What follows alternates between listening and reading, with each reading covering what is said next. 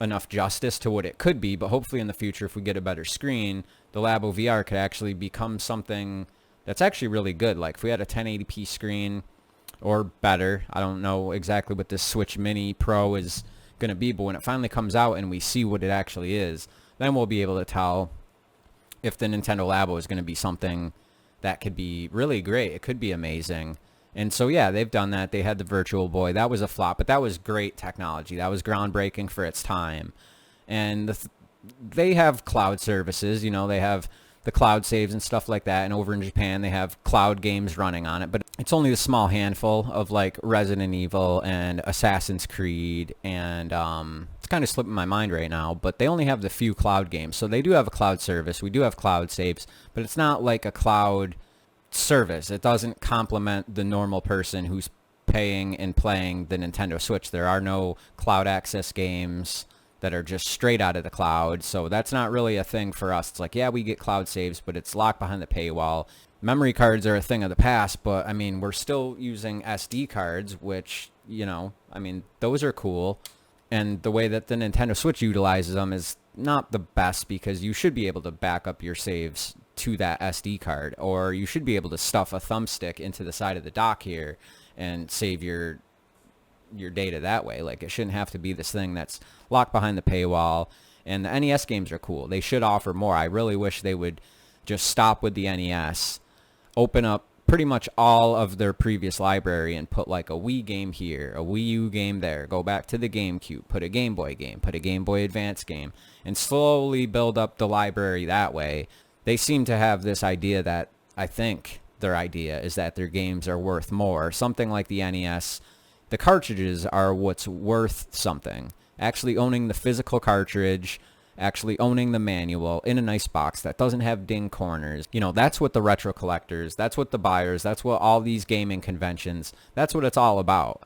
Anybody can just download a ROM of stadium events and play it, and it's not that great. But the cartridge, there's not many of them. So throughout the years, cartridges have gotten scratched and the stickers peeled off and yogurt spilled on them, and some ended up in the landfill and they're buried in the middle of the country or over in China somewhere in the ground, or they're floating around in the ocean, honestly. I think they realize that their digital versions of these games aren't worth a lot.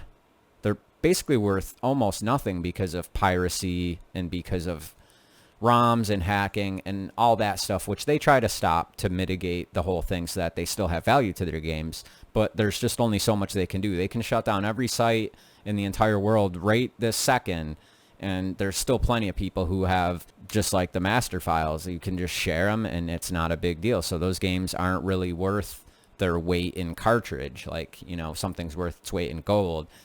These digital versions of their game aren't worth their weight in the physical. So any box, any old case, any old game manual, whether it's Nintendo, Game Boy, Wii U, those games are worth something because you can't just get them on the shelf right now. So a digital version of that isn't worth that much. So for the NES Online, it doesn't really matter if it's NES or even if they do the Super Nintendo. You know, we have the Super Nintendo Classic, and what people loved about it is the small system itself, that it comes with the controller. If they try charging the same $80, $79.99 for an online service on the Switch that was just like a whole SNES library or the same amount of games, like 21 that are on the Super Nintendo Classic, and you had to pay $80 to access those, people would kind of have a problem with it because not all the games were amazing. Like, sure, there's 21 games. You got Star Fox 2, you got Earthbound, you have Secret of Mana. People would be complaining about Chrono Trigger and stuff like that. So the games aren't really, it's the physical thing, the physical item with the physical controller, and it had been brought back in just such a great style, and that's what people love. That's what people were willing to pay for. If you just put a service up, and even if it was the whole NES library for $10.99 or $9.99 after buying the Nintendo Switch Online, or even if it came with it, people would still probably not really buy it because of the fact that, like, they're just digital games. They're older games. People want the physical games, so the digital versions of something like an NES library or even an SNES library, it's not worth a lot to the regular person. People get excited for new games, new things, and even the virtual console, people would rather pay to just pick the titles that they want out of a great collection and it's no fuss, no muss. You offer a whole selection, and I just get to cherry pick the things that suit my taste, my wants, and that's the end of it. But instead, they're doing the NES, and they're dripping these games, 1 or 2 at a month, and then they do the special version of those games, and it's just a ROM hack of further in the game. So it's not really worth anything, and I think that they want us to value those games more than what their value actually is. Everybody's played these games. They're not really special anymore. Even if all the cartridges in the entire world just up and vanished for at least NES, like, people would still play the good games, and they would ignore the ones that are less sought after. And it all comes down to personal taste. But so anyways, between the NES and the cloud saves being behind the paywall, and, cloud saves and stuff like that, there's no good reason to buy into the Nintendo Switch Online. And I just don't think they get that. I'm hoping at some point they do a revamp. It's just strange because they're not adding anything. They're not redoing anything. They're not giving us anything. They're not revamping the look. They're not revamping the style. When the Switch came out the first day, and here we are 2+ years later, and your background, it can only be black or white. So your Switch and my Switch, the actual interface looks exactly the same. You don't pay for Nintendo Switch Online, and I do. The only difference in the entire look or layout or feel of anything is one little NES icon. Other than that, you're just online, but there's no messaging, there's no groups, there's no lobby, there's no chat, there's no way of just texting somebody, hey, and then having them send you like just a voice chat clip. Like back in the 360 days, you could just send a 30-second voice chat clip that says, hey, jump into my lobby, I'm doing it right now. And then 10 seconds later, you get the little blip, you hold the center button of your controller, and you're in a lobby with a friend talking to them right there, right now. You're not having to pick up your phone, dial them. It's not that hard, but when you're playing games, you're not trying to use your phone at the same time. So just the implementation that they've chosen to use with the app, and even the app doing it for us, because you can't message your friends on the app. You can't even see that like your friends are online. There's only like Splatoon and Super Smash Brothers. And even then, you have to figure out another way to get a hold of your friend to then figure out how the phones connect and then actually get them on the voice chat. I've watched videos of it done. I've never actually physically done it myself because there's just too much hassle. And he lives towns over. I've kind of lost touch with him, so I haven't added him or had the desire to like actually chat with him on my phone while playing the Switch. Like I would just Facebook message him. But I do have one friend, one ex-coworker that I worked with, and he lived 5 towns over where I worked. It's like a half-hour, 40-minute drive. I pretty much left that job. I quit, and he was still working there, and I told him to stay in touch with me. And we called him Eddie, but he had some other different first name, so I don't even know what that name is. I couldn't find him on Facebook, and at one point, I was still talking to him on Facebook. I think he deleted it. I think he deleted his Facebook. But at one point, he had to get rid of his Switch. He wasn't really playing. He was a little bit hard up on money, so he sold it. I didn't see that he was online for a while. We had played like some Mario Kart 8 online, and I was talking to him through Facebook and playing Mario Kart with him and his girl at the same time. He got rid of his Switch, and then like a month later, he got the Switch back, so I saw his username was back online. And I was like, oh, that's awesome. And I tried to get a hold of him. For some reason, I couldn't find him on Facebook. I don't know his legal first name. I know his, like, his nickname. And I can't find him on Facebook. I didn't actually know where he lived 5 towns over. I never had his phone number. So I still have him added. And it's been months now. I'm guessing he ended up getting rid of the Switch again. Or I don't even know what happened to him. I don't know if he left his girl and left town and went back to wherever he's from, like a couple hours away, or if that's even where his actual home base was. But the moral of the story is that I see him pop on from time to time, and there's no way for me to talk to him. It's literally the only connection that I have to him in the world. I don't have his phone number, don't know his address, don't know his family, I don't know any of his people. I never met like his girlfriend/wife. He had a kid with her, and it's just, this is the only way that I have to actually connect to him in the literally entire world, because I can't find him on Facebook, anything like that. So I see him pop on, and I just can't even send a simple message, just saying like, man, what's going on? How are you doing?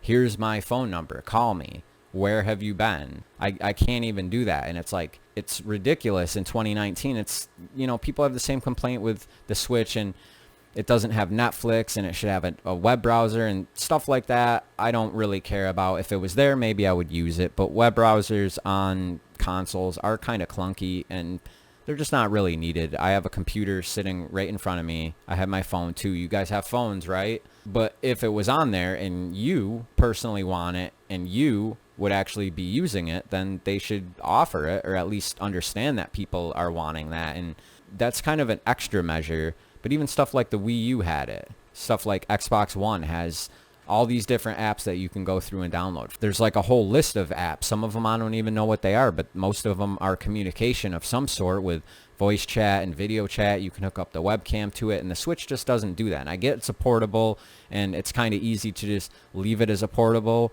because when it comes to making games, you kind of have to do like the portable version, and then when you put it in the dock, fan speeds have to change and things have to ramp up. The CPU power has to ramp up. Power has to ramp up to send it to the TV, because it's not a traditional console. So I understand that, but even just something like voice chat with a headphone through the Switch, which on something like Fortnite you can just do with headphones and just chat with people. I've done it. It's not the best in the world because you're just kind of playing with random people. But if I was somebody who had a bunch of friends added on, I wouldn't want to have to call them or wait for Facebook. Or if I, for some reason on Facebook, it says that they haven't been online in 8 hours, but you go on your Switch friends list and you see that they're online and they've been playing Fortnite for 2 hours, you should just be able to send them a lobby, send them a request, send them a text message, send them a voice clip, send them a little thumbs up emoji, or like a hey get at me like text kind of thing. And you just can't do that. And those are just the basic bare minimum features. And for Shigeru Miyamoto to say that they're not behind and kind of dodge that question and just bring up like, we're not behind, because in 1992, 93, like two and a half years before the Virtual Boy came out, like we were using the VR technology, and it's like, that's great, but that was 20 years ago. Like, it's time to move forward. You guys are charging the service, and everybody's complaint is that it's only $20, but it's like, it is only $20. $20 doesn't get you much today. Anybody can just come in contact with a $20 bill. It's not that hard. You don't really have to do too much. And it's not the fact that it's $20. It's the principle of it.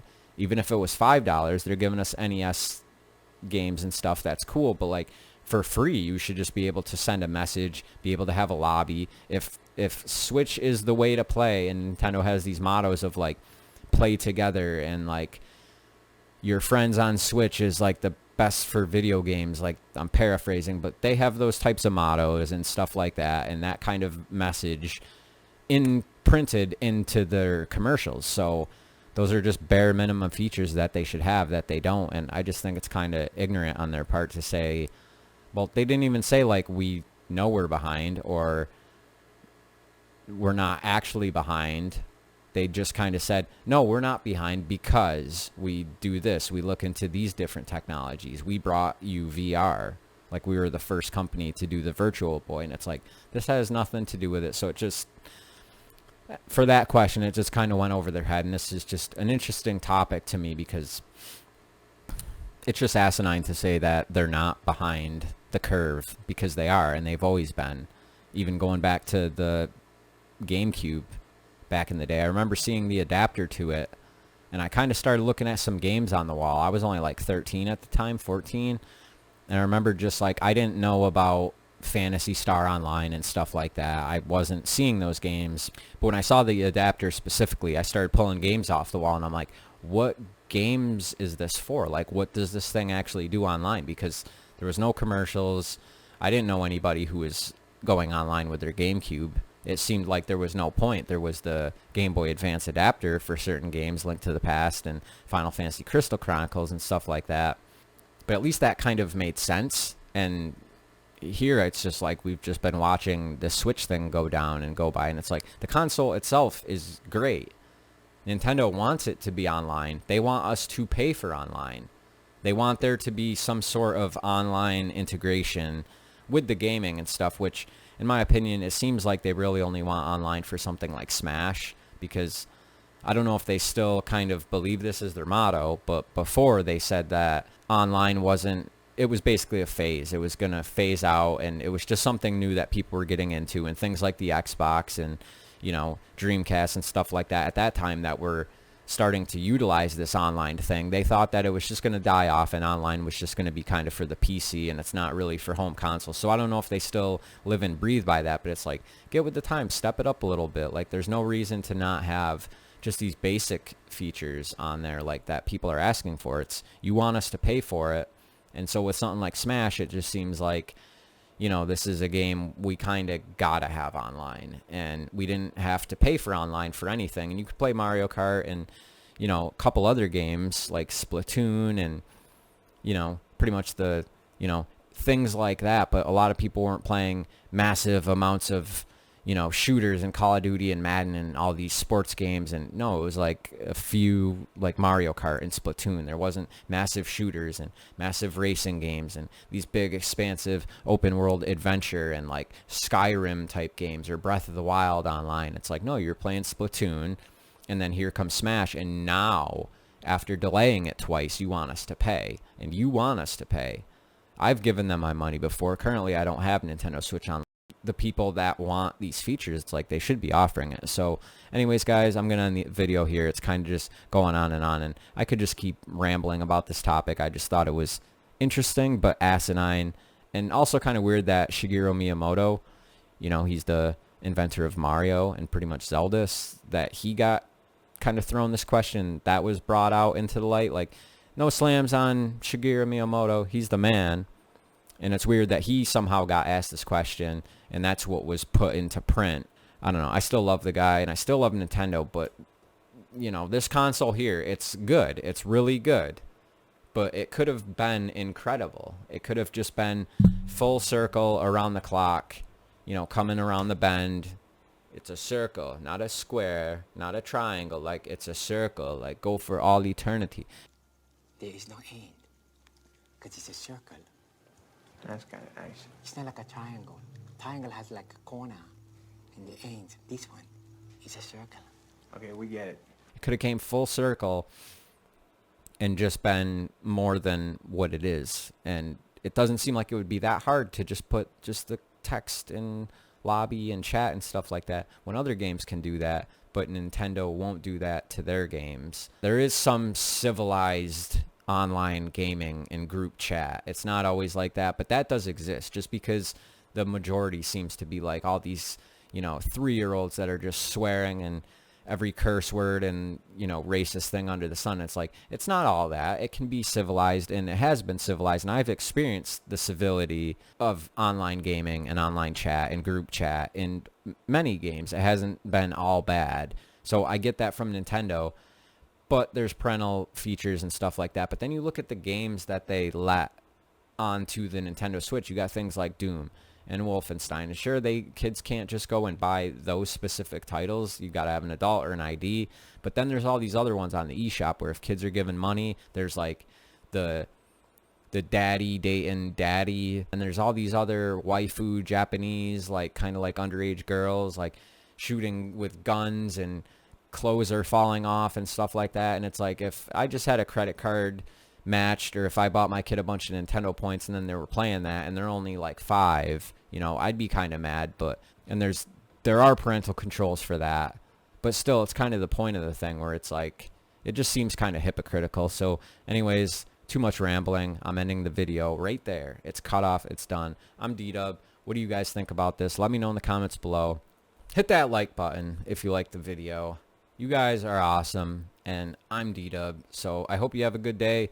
Hit the thumbs up. Subscribe if you're new. I will see you guys in the next video. Peace out.